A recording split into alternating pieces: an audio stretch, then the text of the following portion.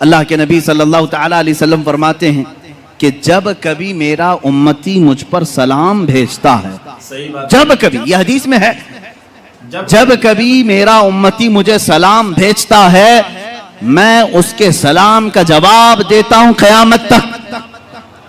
حضور پاک صلی اللہ تعالیٰ علیہ وسلم فرماتے ہیں قیامت تک آنے والے مومنین جو سلام کریں گے وہ حضور اس کا جواب دے رہے ہوں گے۔ آج بھی تم سلام کرو گے تو جواب دے رہے ہیں۔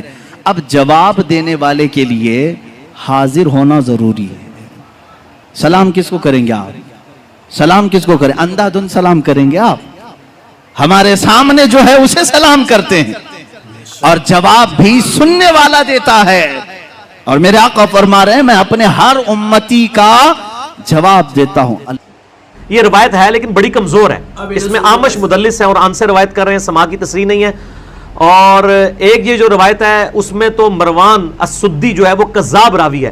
یہ حدیث لیتے ہیں سنن کبریٰ البیہقی سے اور حیات الانبیاء فی قبورہم سے، حالانکہ امام بیہقی نے ساتھ لکھا ہے کہ اس میں ایک جھوٹا راوی ہے جس نے یہ روایت بیان کی ہے کہ نبی علیہ السلام قبر مبارک پہ خود سلام سنتے ہیں، تو یہ روایت کے ساتھ ہی لکھا ہوا جھوٹی ہے۔ اور آپ کو اس پہ لطیفہ سنا دوں، میں نے حیات النبی پہ مسئلہ نمبر 5 ریکارڈ کروایا، اس میں میں نے لطیفہ سنایا ہے۔ عباس رضوی صاحب انٹرنیشنل لیول کے محدث ہیں بریلوی مکتبہ فکر کے، انہوں نے کتاب لکھی ہے واللہ آپ زندہ ہیں، تقریباً کوئی 400-500 صفحوں پہ۔ وہ حیات الانبیاء فی قبورہم امام بیہقی کی کتاب کی شرح لکھی ہے، حالانکہ امام بیہقی کی کتاب میں صرف 21 حدیثیں ہیں، وہ اتنی سی کتاب چاہیے، وہ اس کی شرح 500 صفحوں میں لکھی ہے۔ اس میں انہوں نے دیوبندیوں کو کہا کہ یہ حدیث ضعیف ہے، کہ نبی علیہ السلام نے فرمایا جو میری قبر پہ پڑھتا ہے میں خود سنتا ہوں، جو دور سے پڑھتا ہے مجھ تک پہنچا دیا جاتا ہے۔ عباس رضوی نے خود لکھا ہے کہ ضعیف ہے۔ صحیح روایت ہم آپ کو بخاری سے بتاتے ہیں 1010 کتاب الاستسقاء چیپٹر میں، کہ حضرت عمر کہتے ہیں اے اللہ جب تک تیرے نبی ہم میں موجود تھے انا کننا نتوسل الیک، بے شک ہم حضور کا توسل کرتے تھے اللہ تیری طرف، ان کی دعا کروایا کرتے تھے۔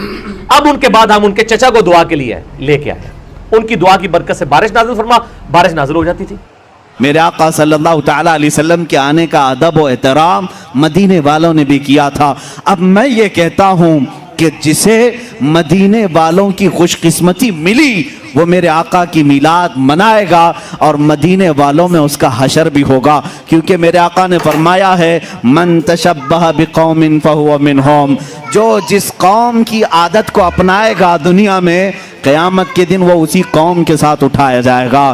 اے وہابیوں تم مکہ کے ابلیس کے ساتھ غم مناؤ اور تمہارا قیامت کے دن حشر انہی کی جماعت کے ساتھ ہوگا۔ ایک اور چیز چلیے، ہمارے صاحب بولے تھے یہاں جنم دن مناؤ رسول کا، دلیل کیا دی؟ جشن مناؤ، ابلیس نے نہیں منایا۔ ارے ہمارا جرم کیا ہے؟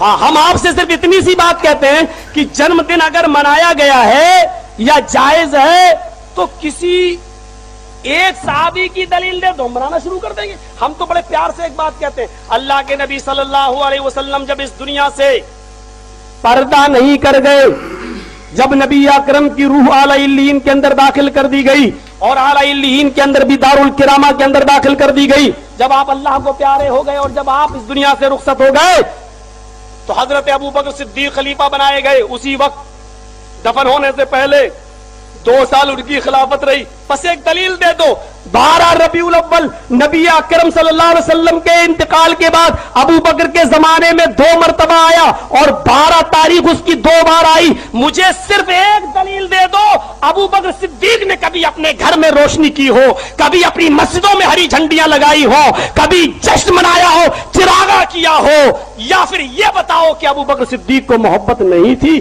دونوں میں سے ایک بات کر دو بس۔ ابو بکر کو محبت تھی یا نہیں؟ اگر تھی تو جلوس کیوں نہیں نکالا؟ اگر تھی تو جشن کیوں نہیں منایا؟ بس دلیل ہی تو مانگ رہا ہوں، تم دلیل دے دو، ہم کل منانا شروع کر دیں گے۔ کہتے ہیں ابلیس نے نہیں منایا، یہ دلیل ہے۔ ابلیس نے نہیں منایا، یہ دلیل ہے۔ میرے بھائیو، حضرت عمر فاروق کا زمانہ آیا، انہوں نے 10 سال خلافت کی، 10 سال تک خلافت کی حضرت ابو بکر صدیق رضی اللہ تعالی، حضرت عمر فاروق رضی اللہ تعالیٰ عنہ نے 10 سال میں 10 مرتبہ 12 تاریخ آئی ربیع الاول کی 12 तारीख आई, 10 साल 12 रबीउल अव्वल आई, लेकिन कभी हजरत उमर जिन्होंने अपनी एक बेटी दी हो अल्लाह के रसूल को निकाह में हफ्सा, लेकिन कभी भी जश्न मनाया हो, चिराग न जलाया हो, लाइटें न जलाई हो, हरी झंडियां न लगाई हो, तुम दलील एक दे दो। नबी को छोड़ो, हम तो तेरे बाप का भी जश्न मना लेंगे, दलील तो दे।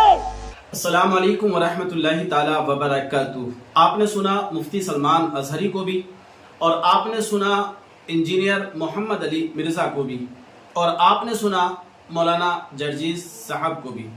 बहरहाल आपने तीनों को सुन लिया है और तीनों की दलीलें भी आपने सुन ली हैं, तीनों की बातें भी आपने समाअत कर ली हैं।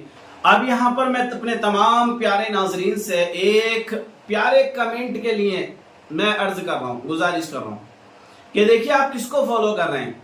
आप मुफ्ती सलमान अजहरी को फॉलो कर रहे हैं, या इंजीनियर मोहम्मद अली मिर्ज़ा को फॉलो कर रहे हैं, या मौलाना जर्जीस को फॉलो कर रहे हैं। आप जिसको भी फॉलो कर रहे हैं, बहरहाल मुझे इससे कोई मतलब नहीं है क्या दुरुस्त है और क्या गलत है। अपनी एक राय एक कमेंट बॉक्स में ज़रूर रख दीजिएगा, ताकि हमें पता लग सके कि हमारा जो माशरा है वो किस तरफ जा रहा है और किधर जा रहा है, और किस बात को ज़्यादा एक्सेप्ट करने में लगा हुआ है और किन बातों से भाग रहा है, बच रहा है। तो ये तीनों मौलाना और बड़े मौलाना हैं, तीनों के तीनों, और तीनों ही अलग अलग फिरके के मौलाना हैं। आप इनकी बातों को तवज्जो से सुनिए और उस पर अपनी छोटी सी एक राय ज़रूर दे दीजिएगा। अगर आपको वीडियो अच्छी लगी हो तो ज़रूर लाइक करें, शेयर करें, और अगर चैनल पर पहली बार आए तो ज़रूर चैनल को सब्सक्राइब कर दीजिएगा। अल्लाह हाफिज़।